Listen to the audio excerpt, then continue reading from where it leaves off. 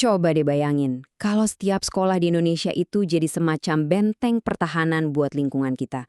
Nah, itulah kira-kira ambisi besar di balik sebuah program nasional yang namanya Adiwiyata. Sebuah gerakan buat menanamkan rasa cinta ke bumi langsung dari bangku sekolah. Pertanyaannya emang kedengeran besar banget ya, tapi ini fundamental. Gimana coba caranya kita ngajarin jutaan anak, satu generasi utuh, supaya mereka nggak cuma tahu soal lingkungan, tapi benar-benar peduli dan mau menjaganya? Jawabannya ternyata nggak segampang itu loh. Tapi, di Indonesia ada sebuah yakinan kuat kalau jawaban dari pertanyaan besar tadi itu bisa kita temukan di tempat yang kita semua kenal baik, ya, di sekolah.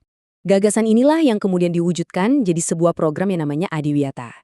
Dan yang kita lihat ini, buku panduannya, ini tuh isinya bukan cuma sekedar kurikulum, tapi ini adalah sebuah cetak biru gerakan buat menciptakan sekolah yang benar-benar peduli sama lingkungan. Oke, jadi Adiwiyata itu apa sih sebenarnya? Gampangnya gini, anggap aja ini semacam cap jempol ramah lingkungan dari pemerintah. Ini penghargaan buat sekolah-sekolah yang sukses bikin kepedulian lingkungan jadi bagian dari DNA mereka. Tujuannya simpel banget, ngajarin anak-anak buat cinta dan jaga planet kita ini. Baiklah, sekarang ayo kita coba bedah lebih dalam. Apa sih sebenarnya isi dari cetak biru Adiwiyata ini yang bisa mengubah sekolah biasa jadi sekolah hijau? Program Adiwiyata ini tuh ibarat pohon yang kokoh. Dia punya 3 akar prinsip yang jadi fondasi buat menopang semuanya. Ketiga prinsip ini saling nyambung jadi satu sistem. Yang pertama, edukatif. Ini bukan soal hafalan, tapi beneran ngebentuk karakter cinta lingkungan. Terus yang kedua, partisipatif. Artinya, semua harus terlibat. Dari murid, guru, staf sekolah, sampai orang tua di rumah. Nah, yang terakhir dan paling penting, berkelanjutan. Ini buat mastiin semua kegiatannya bukan cuma proyek sesaat, tapi jadi kebiasaan yang awet. Oke, prinsip dasarnya udah jelas. Pertanyaan selanjutnya, secara nyata, apa aja sih yang mesti dilakuin sebuah sekolah biar bisa dapat penghargaan Adiwiyata ini? Ternyata ada 4 area utama yang dinilai. Pertama, kebijakan sekolahnya, visi misinya harus hijau. Kedua, kurikulumnya. Jadi materi lingkungan itu nggak cuma ada di pelajaran biologi, tapi bisa juga diselipin di soal cerita matematika misalnya. Ketiga, kegiatannya. Harus ada aksi nyata kayak kerja bakti atau kampanye hemat air. Dan terakhir, sarananya. Fasilitas sekolah dari toilet sampai kantin itu harus ramah lingkungan. Mungkin kedengarannya agak rumit dan banyak ya syaratnya.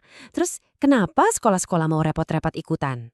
Nah, ayo kita lihat manfaatnya. Karena ternyata ini lebih dari sekedar bikin sekolah jadi lebih hijau. Dampaknya itu jauh banget.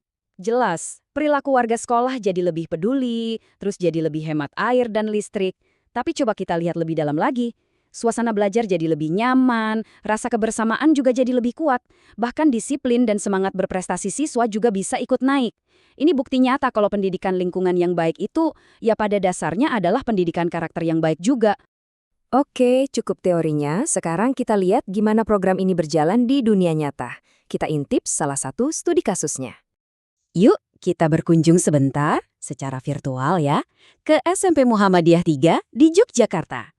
Sekolah ini adalah salah satu contoh yang menjalankan program Adiwiyata. Nah, ini dia bukti nyata dari komponen sarana yang tadi kita bahas. Mereka nggak cuma punya greenhouse, tapi juga lubang biopori buat nyerap air hujan. Ada komposter buat olah sampah organik, kolam ikan, bahkan ini keren banget ada sistem buat memanfaatkan lagi air wudhu. Ini komitmen yang bisa kita lihat langsung. Tapi, namanya juga di dunia nyata, nggak semuanya selalu mulus. Riset yang sama menemukan ada juga tantangannya. Contohnya, seperti kutipan ini, pengelolaan kantin sehat mereka, yang kita tahu emang susah ya urusan sampah plastik dan sisa makanan, ternyata belum berjalan optimal. Dan ini poin yang penting banget.